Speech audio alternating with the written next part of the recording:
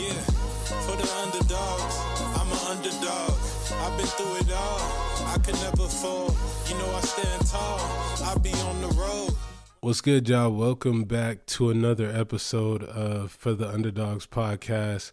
I hope that everyone is doing well and having a happy new year. Let's see, what's today's date? Today's January 5th, just to give you some perspective as to when I'm recording this. So yeah, I hope you guys are having a happy new year as you're listening to this. That being said, so many people are in the mode of hitting the ground running essentially with their New Year's resolutions. And everybody's like, yes, it's January 1. Let's go. It's time to get it. I got this. And then by time January, say 25th rolls around, everyone is burnt out and really struggling to hold on to that commitment that you made to yourself at the beginning of the year. And according to various studies that I've come across, you know, I'm all about the research, only 6% of people actually end up sticking to their New Year's resolutions long term throughout the year, while 80% of us give up by February. And something that I thought was even more eye-opening was 90% of people actually don't end up achieving the resolution they set, which I've definitely been a part of. Just speaking candidly, I definitely am one that has failed to uphold a New Year's resolution. So I'm not speaking from a place that is saying that I haven't felt this experience before.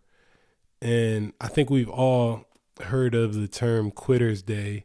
If you haven't, it's the second Friday in January. So 2 weeks into the game, when most people decide that they're dropping out of pursuing their New Year's resolutions. And so that sparked me to obviously dive into why is there this burnout? What is the burnout about? You know, why is 90% of people not achieving their goals? And the key factor into people giving up, there's multiple actually. The key factors, one is setting unrealistic expectations, setting these overly ambitious goals. And I don't want to make it seem like having ambitious goals are a bad thing, but there's also a way to structure your goals so that they feel attainable while also making you feel like you're working towards something.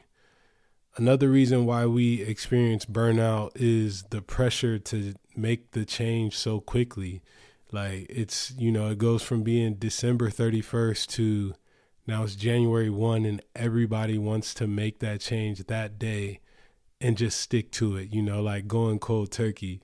And it's almost like playing tug of war with yourself, when you decide, okay, on this date, I'll start this. In my opinion, I feel like it's about the pace. Like, going back to our childhood, we all know, or we all should know, or we all may have heard of the story about the tortoise and the hare. And if you don't know, just the quickest rundown I can give you is, the race between the two, the tortoise and the hare, the tortoise actually ends up winning the race because he paced himself at a pace that he knew he could sustain at the end of the day.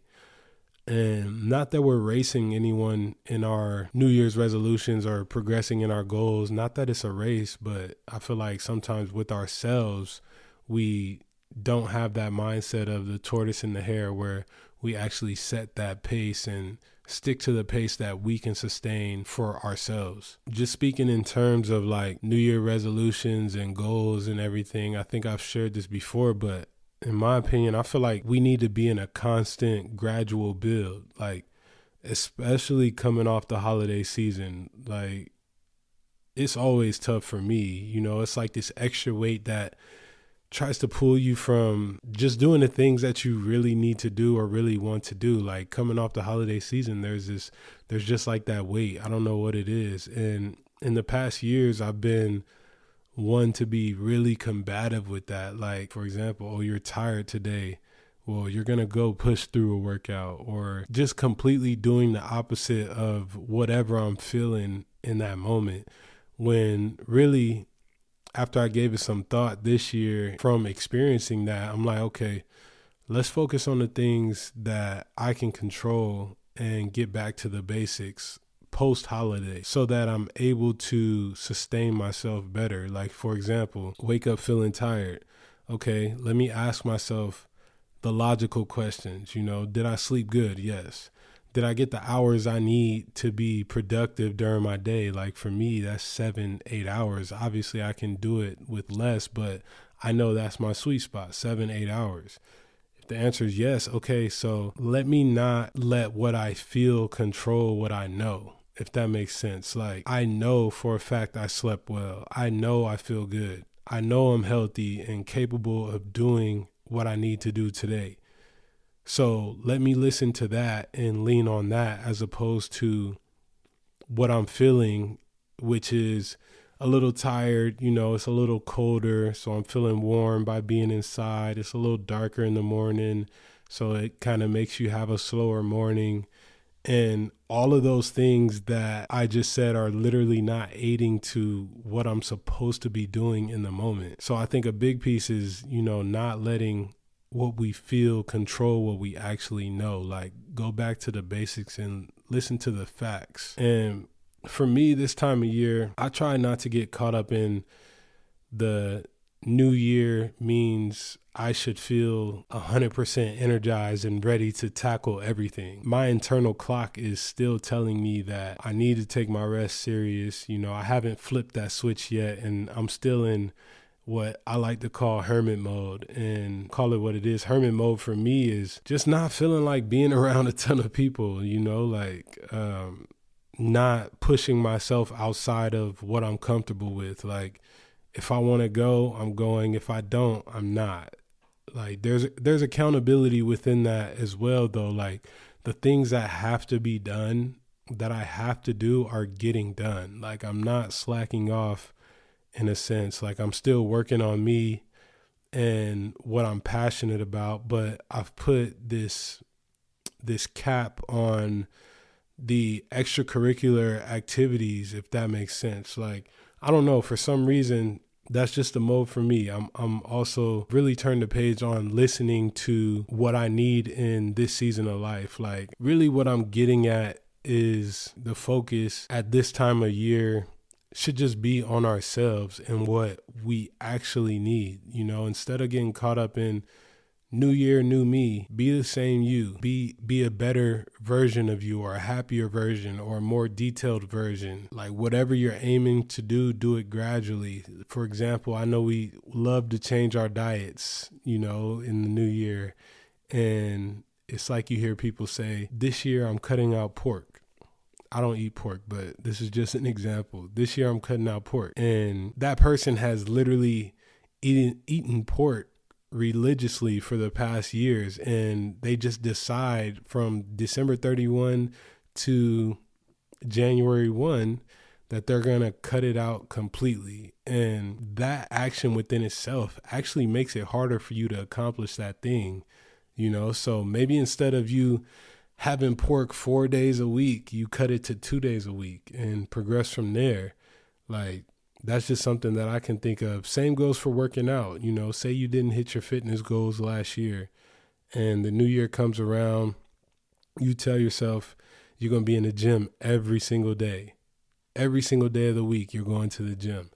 I can almost promise you, at some point, you're going to feel burnt out. There's going to be a point where you just had enough because of the repetitiveness of it, the grind of it, of feeling sore, and you're doing new things that you didn't do last year. So instead of making that mistake of putting the pressure on yourself to be in the gym every single day, start off going 3 days a week for the first few weeks and gradually build to your goal. If your goal is 5 days a week, like, start off going 3 days a week instead of just jumping into it. Bam, 5 days. You're going to have an adjustment period where it's going to be really hard for you. And not to say that we can't push ourselves through hard things, but I think just speaking in terms of when we are setting new goals and New Year's resolutions, like, I'm speaking in terms of keeping you going on that path instead of feeling the burnout. So obviously, if you've got to make choices for your health or life purposes, then there's not always that time to negotiate. So I'm speaking in terms of if everything is copacetic and you can actually spend the time to gradually build up to something, that's what I'm speaking on. And before I move on, I just want to say, like, if you are somebody that has taken the time to do a New Year resolution or set goals for the year, like, much respect to you, because you have the confidence to know that something needs to be better or something needs to change in order to help you achieve your goal. And to me, I commend that, because so many people don't decide to make that change, or they just become comfortable with what is, what is considered normal to them. So much respect to you if you're listening and you are, setting new goals and setting yourself up for success for the new year, because being aware enough and driven enough to shake something up says a lot about the person that you are. And I just want to give y'all a few tips to hopefully help you sustain yourself a little more going into the new year, so that you are able to, accomplish that thing that you set out to do. The biggest one before anything that I would say is make sure you're doing these things for you, make sure the foundation of your resolutions are solid enough to withstand the ups and downs that come with achieving something. Don't let the motivation come from an outside source or because you saw someone else do it. Like, make sure it's truly within your core, like that's what you want for yourself. The next thing I would say, which is huge, is focusing on the progress of what you're doing instead of perfection. Focus on progress, not perfection. If you're like me and you have some perfectionist tendencies, then I feel like this is the best way to approach your goals, looking at the progress you made instead of trying to be perfect. It's always something I remind myself of: progress over perfection, progress, not perfection. That's kind of always in the conversation when I do think about achieving things. And it just helps me come to terms with the fact that it's not about being perfect at anything, because we know perfection is hard to achieve, but it's always about making progress towards your goal. Something else I think that is really important is reflection, like reflecting on what you're doing. Maybe at the end of the week, spend some time reflecting on how it felt to stick to your process. I think reflection helps us appreciate what we've done, and it's a good way to keep building confidence, in my opinion. We use the gym example or, the diet example. At the end of the week, when you knocked your 3 days down in the gym, like, reflect on the workouts that you had, reflect on what your body felt like post those workouts, or reflect on the mental fortitude that it took for you to get through those 3 workouts. Like, that is, in my opinion, how you continue to build that confidence, and you almost, give your mind that hit of dopamine without going and doing the thing. And last but not least, I feel like having a flexible routine is major. And by that, I don't mean pushing things off so that you can accomplish a piece of your goal. Like, I don't recommend that at all. Because I do think consistency and structure is big, but I just mean everything outside of what has to get done can be done when the time comes. Whatever has to be done, do it. And then everything else is extra, like, for example, if you want to do a certain thing Monday, Wednesday, Friday, don't purposely overbook your schedule on Monday, Wednesday, Friday to where now those days have other things that aren't conducive to what you're trying to achieve. Again, the gym, Monday, Wednesday, Friday. If those are your days, make sure you have that time slot in your schedule that allows you to achieve those days, instead of pushing things on those days that you want to work out, because now it becomes much more of a burden, and you're not doing it for the purpose of achieving your goal. Now you're trying to just get it in so that you can knock it out and go to the next thing, and now you're kind of rushing, and it just creates it creates like a weird relationship with that thing when you start to feel like you're rushing to do it or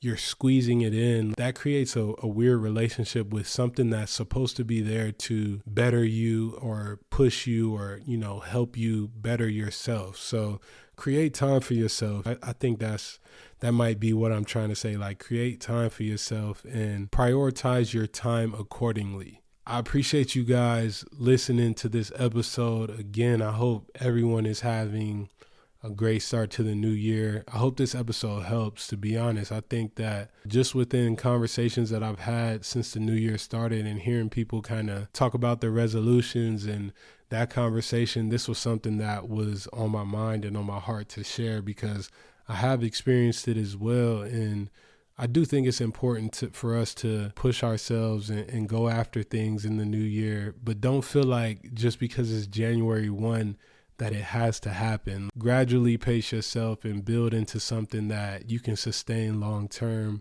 And I think that will serve you best moving forward. So appreciate you guys listening to this episode, and I'll talk to you soon.